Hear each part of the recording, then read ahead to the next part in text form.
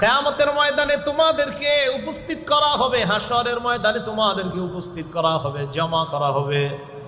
হুফাতা, পায়ে জুতা থাকবে না, উরাতা, দেহের মধ্যে কাপড় থাকবে না, গুরলা, খতনাবিহীন তোমাদেরকে উপস্থিত করা হবে। আম্মা জান আয়েশা সিদ্দিকা রাদিয়াল্লাহু তাআলা আনহা বলেন, কুলতু ইয়া রাসূলুল্লাহ আর-রিজালু ওয়ান-নিসা ইয়ানজুরু বা'দুহুম ইলা বা'দ। ইয়া রাসূলুল্লাহ, নারী পুরুষ সবাই তো কিয়ামতের ময়দানে দাঁড়াবে, যদি পরনে কাপড় না থাকে, উলঙ্গ থাকে, একজন আরেকজনের দিকে তাকাবে, এই ব্যাপারটা তো লজ্জাকর বিষয়। আল্লাহ নবী জবাব দিলেন, আয়েশা, আল আমরু আশাদ্দু বিন আইয়ুহিম্মাহুম যাক।